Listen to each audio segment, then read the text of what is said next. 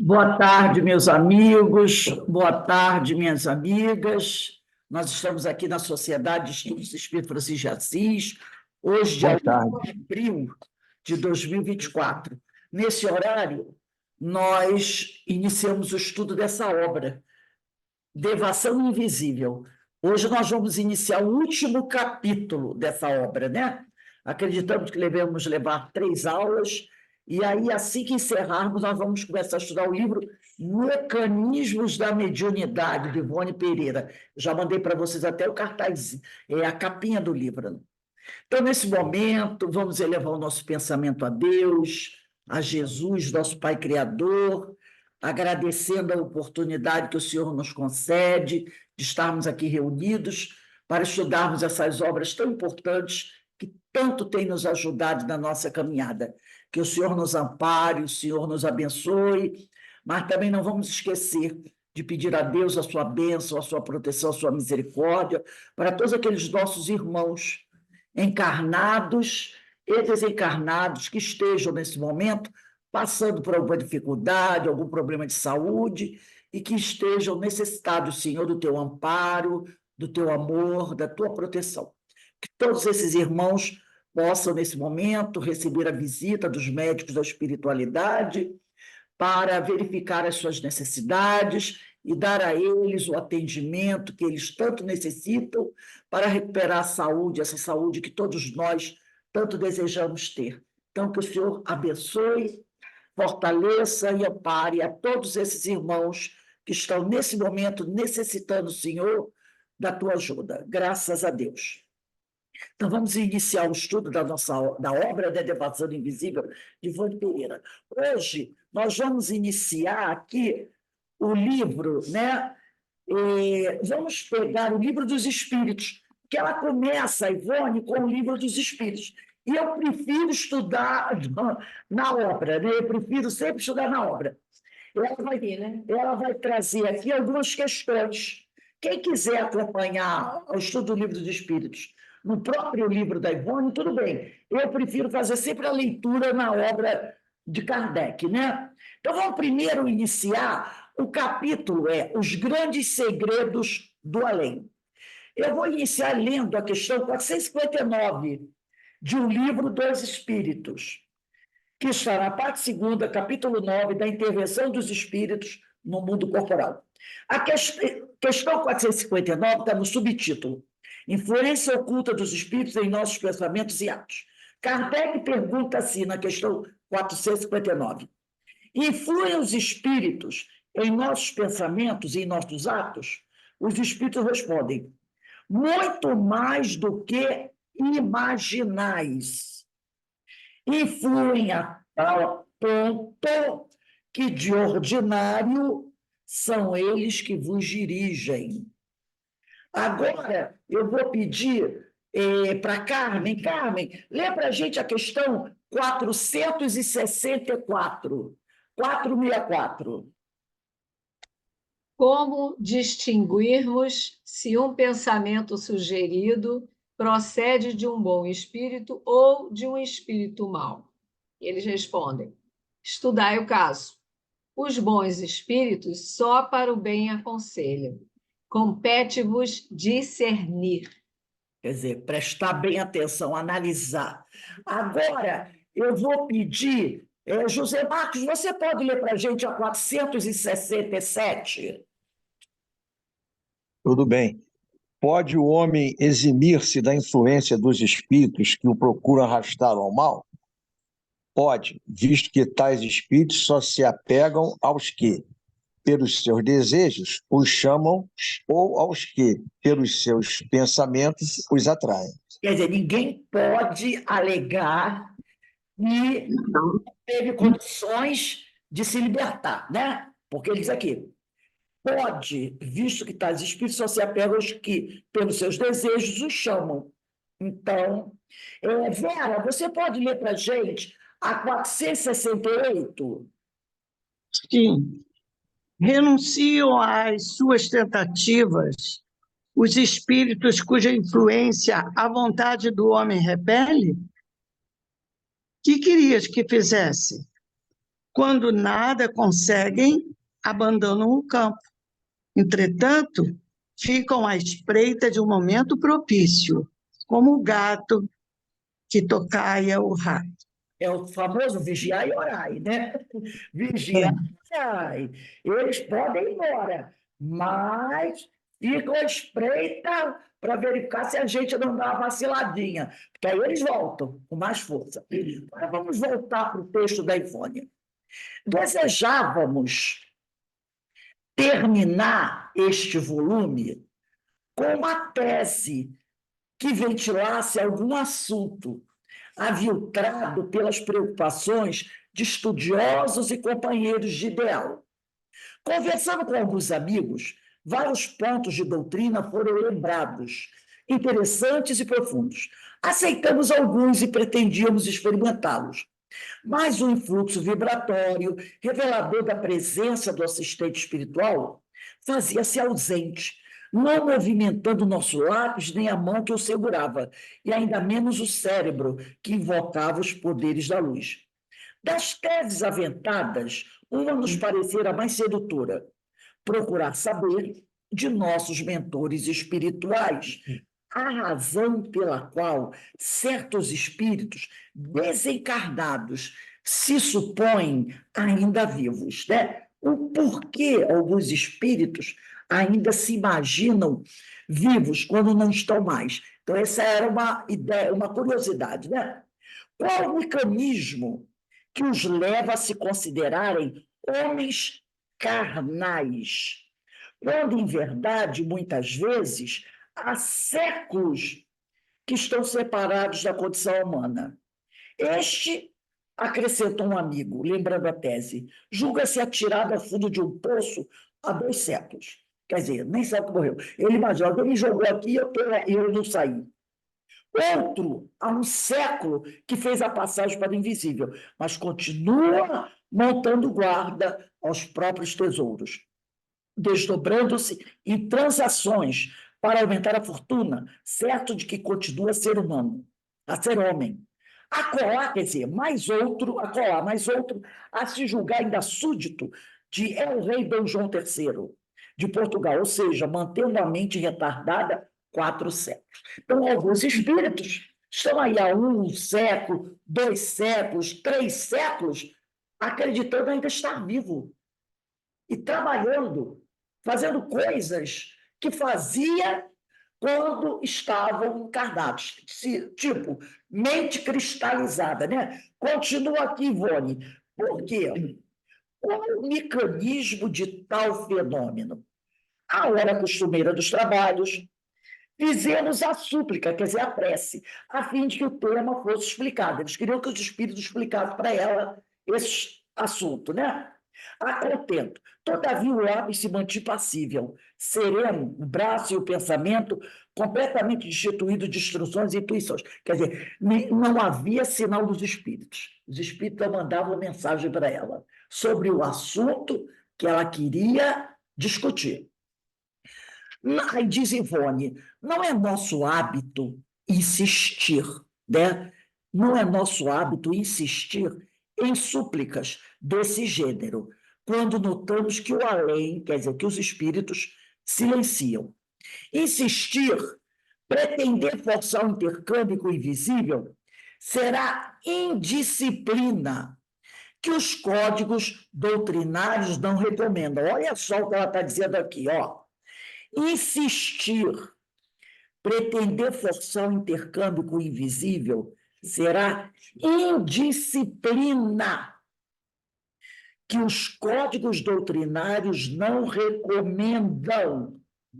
É provocar autossugestão, favorecendo o perigo do chamado animismo. Então, aquela pessoa que fica insistindo em receber uma comunicação, ela pode acabar provocando um fenômeno anímico, né? Porta fatalmente franqueada a mistificação. Renunciamos, pois, à tentativa e passamos a cuidar de outros afazeres. Ela tentou. Viu que os espíritos responderam, ela deixou para lá. 10 dias depois, o próprio além, quer dizer, os espíritos, voluntariamente forneceu-nos a tese desejada. Fê-lo, porém, de forma diferente daquela que esperávamos, não atendendo à súplica formulada, nem agitando o nosso lápis, acionando o nosso braço ou povoando nossos pensamentos. Forneceu-a ao vivo, levando-nos em espírito ao mundo invisível, situado nas camadas terrenas. Ela esperava que eles viessem até ela para dar a comunicação através da psicografia ou da psicofonia. Não, eles fizeram com que ela se desdobrasse, né? Levando-a em espírito ao mundo invisível, situado nas camadas terrenas, bem próximas aqui da Terra. Isso aqui é muito importante, né? Vamos prestar atenção. E autorizando nossas observações, isso aqui, ó, autorizando nossas observações sobre impressionantes aspectos da existência terrena e seus reflexos nas ações cotidianas dos homens comuns. Então, a gente chegou à conclusão o quê? Que tem coisas que nós não devemos realizar sem autorização da espiritualidade. Está aqui, ó.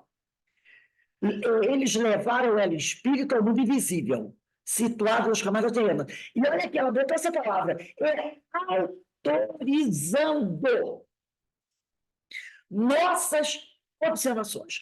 Por quê? Porque isso aqui, se você vai fazer isso sem autorização, nós poderíamos dizer o seguinte: não seria uma invasão de privacidade do médium? Né? Uma invasão de privacidade. E há consequências. Há consequências. Né?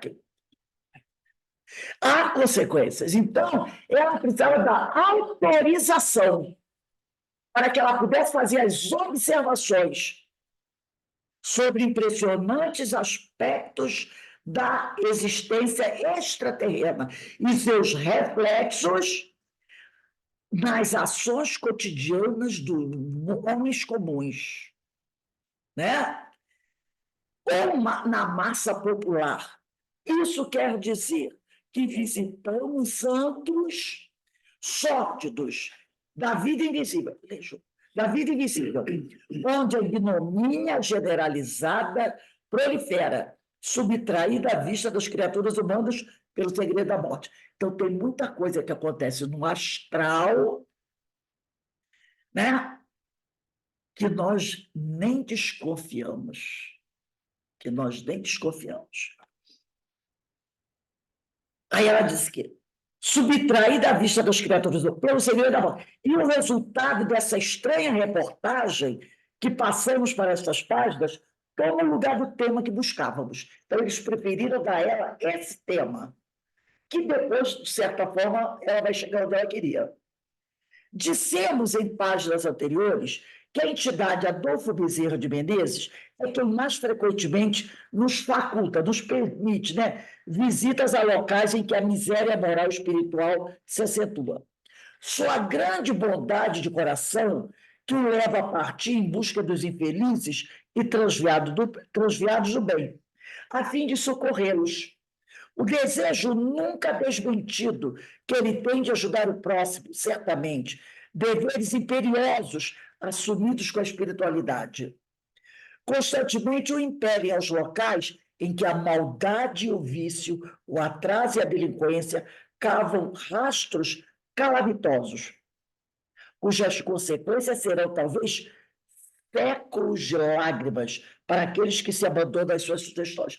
Reparem o seguinte que ela está dizendo aqui. Primeiro, que Dr. Bezerra de Menezes tem deveres imperiosos assumidos com a espiritualidade, que o levam a cuidar desses espíritos mergulhados nessa situação triste. Aí eu me lembrei do estudo de sábado, dizendo que Paulo de Tarso, ele continua trabalhando até hoje Em especial, ele socorre, atende aquelas grandes inteligências afastadas do Cristo.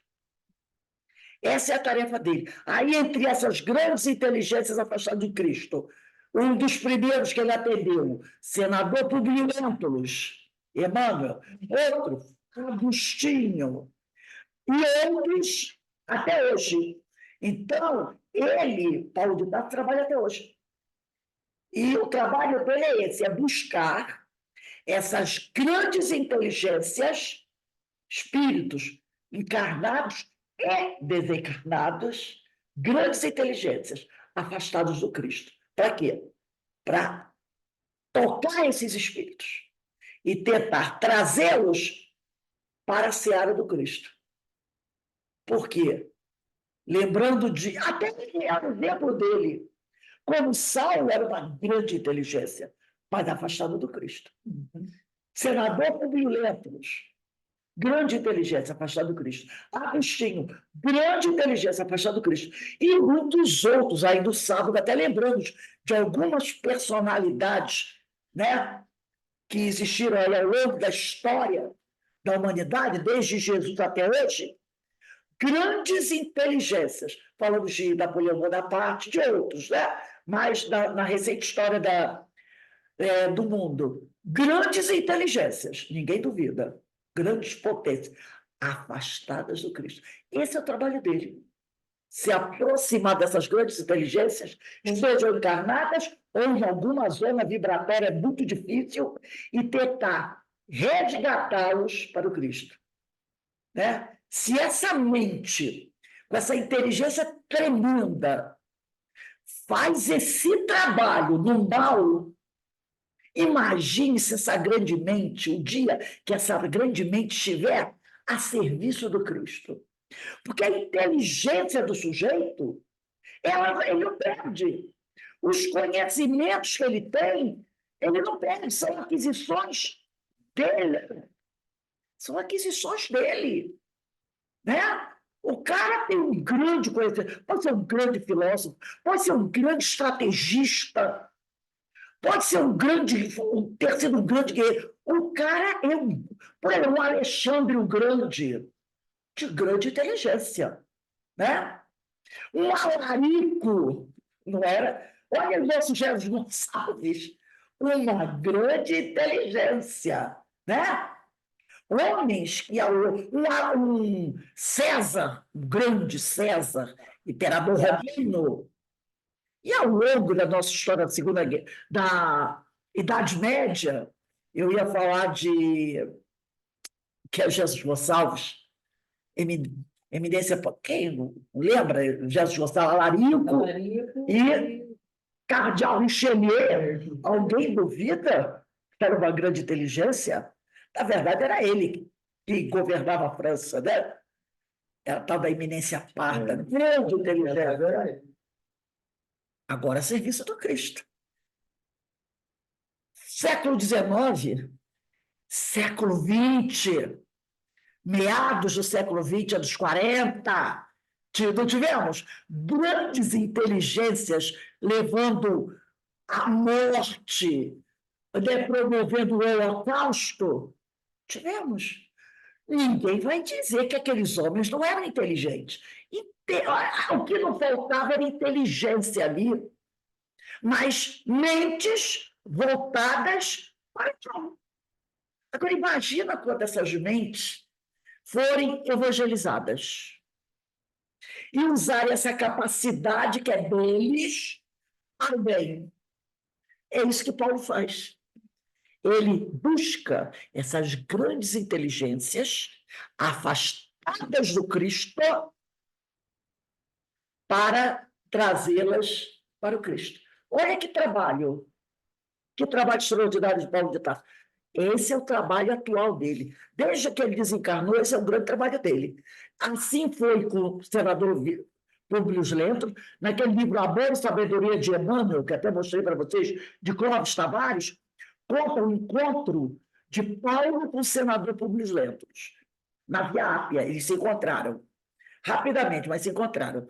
E depois a conversão de Agostinho. Agostinho se converte através de um fenômeno mediúnico, onde Paulo diz para ele: pegue e lê.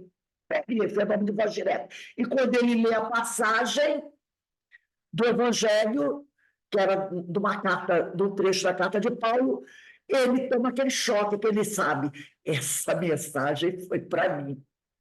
Né, onde Paulo fala para ele abandonar, nessa passagem, para que abandonasse tudo que não servia e algo que ele abraçava e seguisse o Cristo.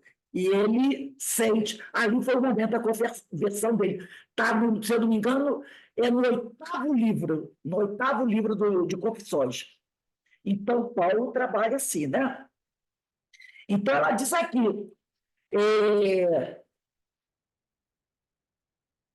isso quer dizer que visitamos, né, outros sócios da vida invisível, onde a ignomínia generalizada prolifera, subtraída à vista das criaturas humanas perseguidas da morte. E o resultado dessa estranha reportagem... Agora está falando do Bezerra de Menezes, doutor Bezerra de Menezes, né? Que tem esse trabalho, né? Ela diz aqui, ó, ele tem, olha só o que ela diz, ela não diz assim, doutor Bezerra de Menezes quer ajudar os pobres. Olha o que ela diz aqui. Sua grande bondade de coração. Quem entrou agora? Eu estou no último capítulo do livro Devação do Invisível, Os Grandes Segredos do Além, tá? Parece que teve uma pessoa que entrou agora. Eu estou no primeiro, segundo, terceiro, quarto, quinto, sexto, no sétimo parágrafo do último capítulo do livro Devação do Invisível. Aí ela diz assim: sua grande bondade se referindo a Bezerra de Menezes, de coração que o leva a partir, em busca dos infelizes e transviados do bem, a fim de socorrê-los. O desejo nunca desmentido, né, que ele sempre teve esse desejo, que ele tem de ajudar o próximo, certamente. Aí ela diz aqui, ó, deveres imperiosos assumidos com a espiritualidade. Constantemente o impelem. Aqui, ó, o impelem, tá? Aos locais em que a maldade, o vício, o atraso e a delinquência cavam rastros calamitosos, cujas consequências serão, talvez, séculos de lágrimas para aqueles que se abandonam às suas sugestões. Então, quando o indivíduo se entrega a esse mundo, né, de inconsequências, ele pode estar angariando para si séculos de lágrimas. Tá? E quando eu falo séculos de lágrimas, podem ser 500 anos, 1000 anos, dependendo ao que ele se entregou, né? Ao que ele se entregou. Não nos foi jamais possível concluir categoricamente se esses antros invisíveis, por nós visitados, com nossos instrutores, são localizados na ambiência terrena ou no espaço propriamente dito. Ela nunca soube se é no espaço ou se é aqui bem próximo à Terra. Supomos, entretanto, que, embora invisíveis a olhos humanos, alguns deles, quer dizer, alguns desses antros, pelo menos, existem em qualquer local da própria sociedade terrena. Quer dizer, ela quer dizer o quê? Aqui na Terra tem muito desses antros, essas casas aí de alguma coisa, entendeu? Esses prostíbulos, isso existe por aqui.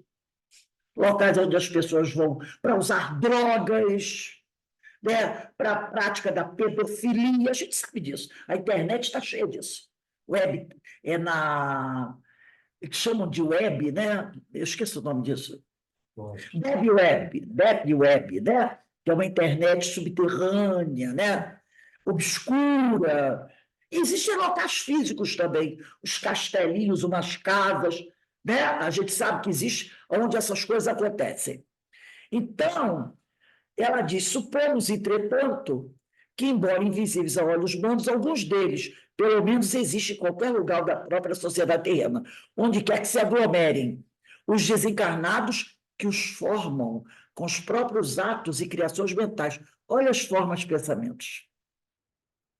Visto o seu aspecto grosseiro, repugnante, mesmo vil. E alguns encarnados também podem formar esses antros com a ideoplastia, tá? A criatura fica ali sentada, às vezes, de frente para um lindo jardim, mas ela não está admirando as rosas.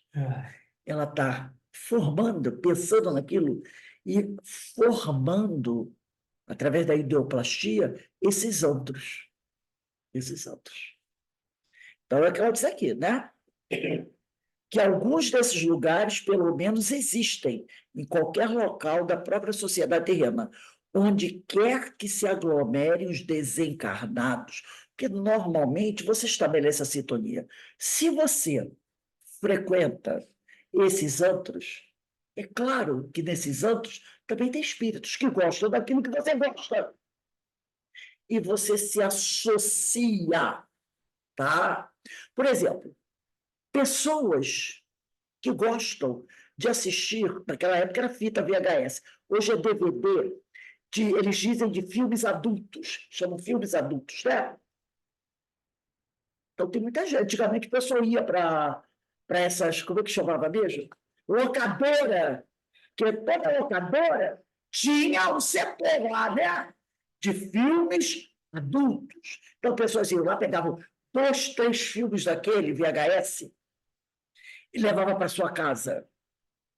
E, às vezes, passava a noite assistindo aqueles filmes. Homens e mulheres, às vezes, casados. Esperava a mulher dormir, aí o marido ficava assistindo. Ou então era ao contrário, a mulher esperava o marido dormir, ela ficava assistindo. Ou então esperava as crianças para a escola e ficava assistindo. Às vezes pegavam 3, 4. Eu tinha um amigo que tinha uma locadora e ele falava isso para a gente. Tem gente aqui, quando dá sexta-feira, sábado, domingo, que sexta-feira o cara do trabalho é no sábado, né? Fazia isso. Outro dia a gente falando sobre isso, sobre o vício, né? Foi até um estudo que nós fizemos. A pessoa fica tão viciada naquilo, que ele não consegue. Foi um estudo que nós fizemos, acho que foi o Hermínio que trouxe uma situação de uma pessoa conhecida, que ele era tão viciado em alguma coisa, era em festas. Eu não sei se é o estudo que eu vou fazer, eu já fiz, se eu vou fazer, eu estou dando spoiler. Ele ia, era um político, era um político. Ele fala que ouviu o depoimento de um político que falava que ele ia. Ele começou assim: um amigo convidou a frequentar um lugar, um prostíbulo. Ele foi. Aí esse amigo, né? De novo, ele foi a segunda, a terceira, a quarta vez. Ele disse que ficou tão viciado, que todo fim de semana ele entrava assim, sexta-feira, 10 horas da noite, e ficava até sábado, 7 horas da manhã. Ele virava à noite nesses lugares. Com o passar do tempo, ele ficou viciado naquilo. E aí ele passou aí também durante a semana. Então, esse político, ele deu um depoimento, ele disse que ouviu o depoimento, ou leu, não sei onde, que ele, né? E aí, para ir para esses lugares, demanda dinheiro. E ele foi gastando muito nesses lugares, né? E aí ele entrou depois no processo de corrupção para poder ter dinheiro a bancar aquele vício, e que era um vício que ele não conseguia abandonar. Acabou preso, caiu em desgraça. Aquilo se tornou um vício, esse tipo de coisa, entendeu? Logicamente que aí entrou o composto espiritual, é claro que os obsessores se aproveitaram disso. É o que ela está falando aqui. Então, a pessoa, ela passa a participar daquilo, no caso, esse amigo falava para mim das casas locadoras, que tinham pessoas que toda sexta para sábado, sábado para domingo, iam lá e pegavam 3, 4, 5, e o que ele fazia era dinheiro. com essas pessoas que pegavam essas fitas VHS e levavam para casa e não dormiam, passavam a noite toda assistindo. Acabava o filme, começava outro, acabava o filme, começava outro, acabava o filme, começava outro. Então a pessoa acaba se tornando o quê?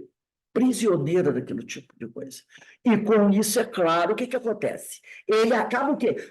Atraindo espíritos que sintonizam com isso, que também têm coisas ligadas a sexo, a sexualidade exacerbada. Entendeu? Então, ele entra no processo obsessivo ali, né? Então, eu falo aqui, onde quer esses lugares existem, onde quer que se aglomerem os desencarnados, que os formam com os próprios atos e criações mentais. Olha a forma de pensamento. A endoplasia, visto o seu aspecto grosseiro, repugnante, mesmo vil. Então, logo retomamos a lucidez, porque ela foi em desdobramento para aqueles lugares, para fazer a tal da pesquisa. E lá, em desdobramento, ela recuperava a lucidez, para poder analisar. Ela estava desdobrada, mas plena em sua lucidez.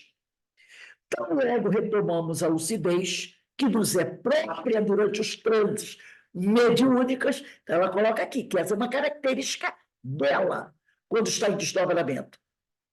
A lucidez, que nos faculta tais visitas. Vimos-nos ingressando numa taverna de muito sórdido aspecto, um bar imundo, tresandando álcool, quer dizer, cheirando, fedendo a álcool, e fumo, onde indivíduos desencarnados de ínfima educação, escassa moral, vagabundos do plano astral.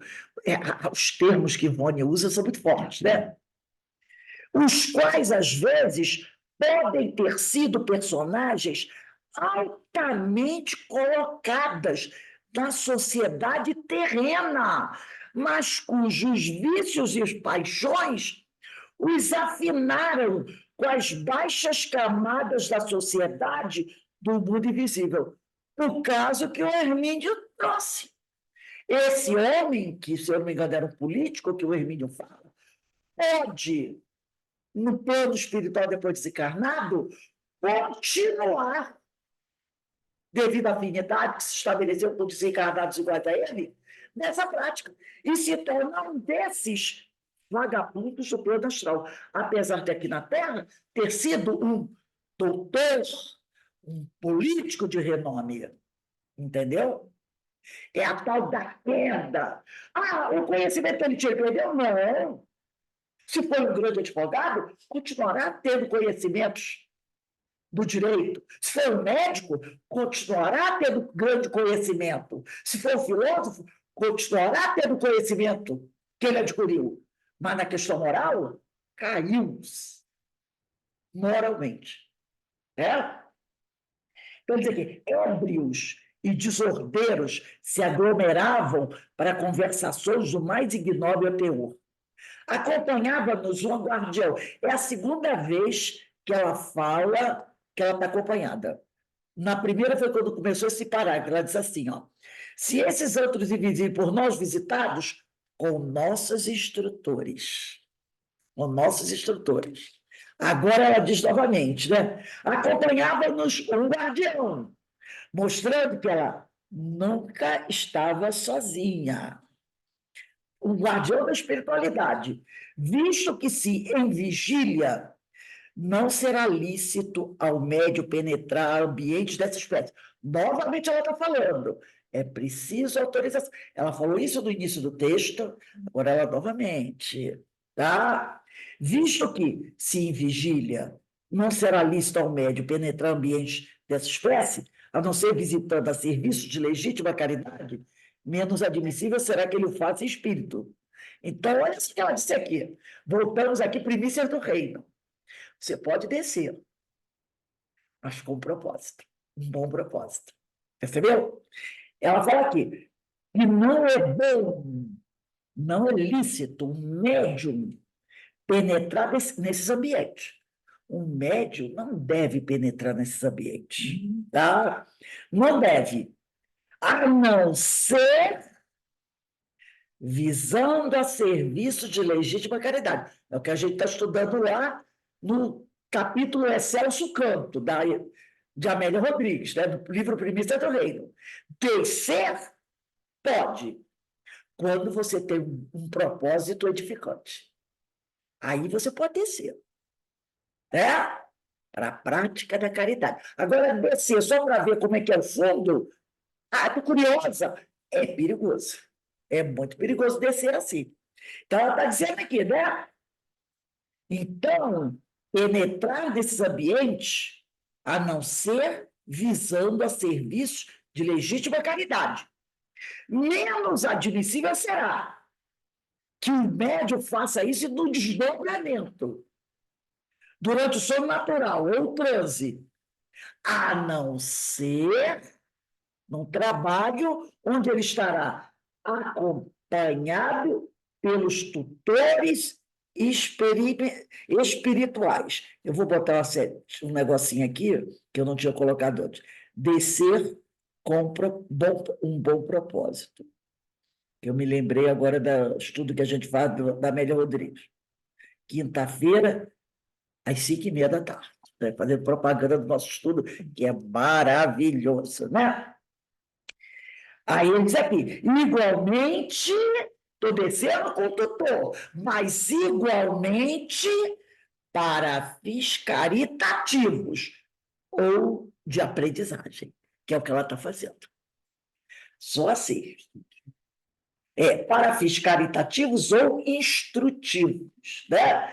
Nesses, e acompanhado, vai descer, tudo bem, para fim de caritativo ou para aprender alguma coisa. Fora isso, não se arvore a descer. Está dizendo que você em vigília, você não deve ir, muito menos de desdobramento. Em vigília quer dizer, eu vou olhar, tem um inferninho ali, né? Não vá, você não vá que não vai dar certo. Não vá que não vai dar certo. Já contei esse fato para vocês, há muitos anos atrás, isso foi antes de 1994. Eu trabalhava no Centro Espírita Eurípides de Barçanufo. Fazia sábado quentinha lá. Era eu, Verinha Barros, que já desencarnou. Acho que do senhor, na época, era eu e Verinha Barros, minha amiga Vera, que já desencarnou. Todo mundo conhece a Vera, né?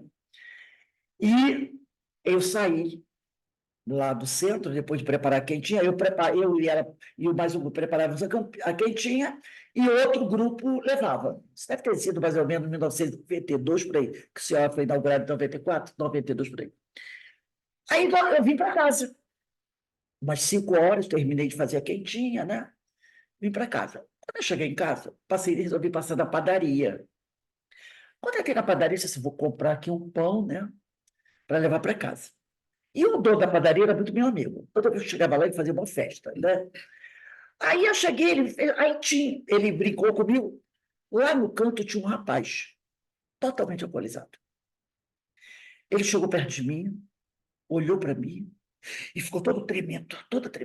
Aí olhou para mim e disse, olha, eu vou dizer uma coisa para a senhora. Eu sou médium, trabalho lá no Frei de Luiz. A senhora precisa correr para o centro, porque a senhora está com um problema gravíssimo. A senhora está com, né, querendo dizer que eu estava obsidiada, quase não se aguentava em pé, de bêbado. Aí eu falei, tá, pode deixar, você não se preocupe, obrigado pelo seu aviso, tá? Peguei meu pão e fui embora. No outro dia, o rapaz da padaria, que era do meu amigo, falou assim, tu viu fulano? Sim, ele tinha acabado de chegar. Veio de uma churrascada do futebol, com churrasco e tudo mais. Chegou aqui, quase não conseguiu entrar na padaria, quase que de tão bêbado. E aí tinha uma pessoa na padaria, um outro conversando também, disse assim, e é verdade, ele é médium, trabalha lá no Frei Luiz. Falei até o nome da casa espírita, não devia, desculpe a indelicadeza. Ele era médium, psicofônico. Ele sentiu, sim, um choque. Não que eu fosse perfeita, nada disso. Mas eu tinha vindo do trabalho na casa de Eurípides. Então, eu estava trazendo uma boa energia, acredito, com certeza. Porque a gente chegava lá, fazia o evangelho. Depois do evangelho, era o evangelho comentado, tinha prece. Aí a gente fazia toda aquela comida, e depois a gente fazia outro evangelho, fazia para encerramento para vir embora. Então, vindo lá, ele sentiu um choque, realmente, quando ele se deparou comigo. Foi energia mesmo. Eu estava com uma energia, ele era médio, ostensivo, mas vivia alcoolizado. Olha o problema. Olha o problema dele, entendeu? Houve sim um choque. Eu não senti nada. Só quando ele veio falar comigo, que aquele cheiro do álcool estava muito acentuado, né? Mas quando ele me viu, ele disse que sentiu eu levei um soco quando eu vi a senhora. Eu tomei um soco no peito. A sensação que ele teve foi de um soco no peito. E eu vim falar com a senhora procura a casa espírita, que a senhora está carregada. Foi o que ele fez. Entendeu? Ele disse, eu senti um soco no peito. Ele recebeu por um alerta. Ele é médio, por isso que ela falou aqui, ó. Ela disse aqui, menos admissível. E ele trabalhava. Parece que toda quarta, na casa espírita, e domingo também, porque lá funcionava quarta e domingo. Então ele disse aqui, nem sei se ele ainda está encarnado. Então ela fala aqui, menos admissível será que esse médium faça em espírito durante o sono natural ou transe, a não ser acompanhado pelos tutores espirituais, igualmente para fins caritativos e instrutivos. Então, um médium envolvido com essas questões, né, alcoolismo e outras coisas mais, vai dar certo. Vai ter problema. Vai ter problema, né? É o famoso, está caindo. Isso é queda. É muito mais um compromisso muito maior, porque se ele não sabe que é médium, ele atrai tudo isso para ele, coisas... Aí ele sabia, né? que ele era trabalhador da casa dele. Sendo trabalhador de uma casa espírita... Né? Então, veja o problema todo, né? Para o médium. Um problema. O médium não deve penetrar em ambientes dessa espécie. Ele não deveria, né? Participar. Tudo bem que ele jogasse futebol, participar dos jogos, tudo bem. Mas não beber a ponto de ficar alcoolizado do jeito que ele estava. E isso não era uma coisa assim fortuita. Era comum, era frequente, né? Não deve, né? E estando em desdobramento, menos ainda. Nesse guardião, todavia, diz a Ivone, não reconhecemos a silhueta veneranda de Bezerra de Menezes. Havia um guardião com ela, mas ela não percebeu que era Bezerra de Menezes. Mas a de um dos seus assistentes, cujo nome ignoramos, embora soubéssemos estar sob a direção e a vigilância daquele mestre, para a instrução a ser tentada. Então, era um auxiliar, podemos dizer, de Dona Bezerra. De uma força vibratória significativa, o dito assistente fazia-se entender telepaticamente como se conversasse em voz alta e com veemência, até mesmo com autoridade e ardor. Então, era um auxiliar, um amigo de Dr. Bezerra, mas com muita autoridade, né? E médico, tal como seu mestre Bezerra de Menezes.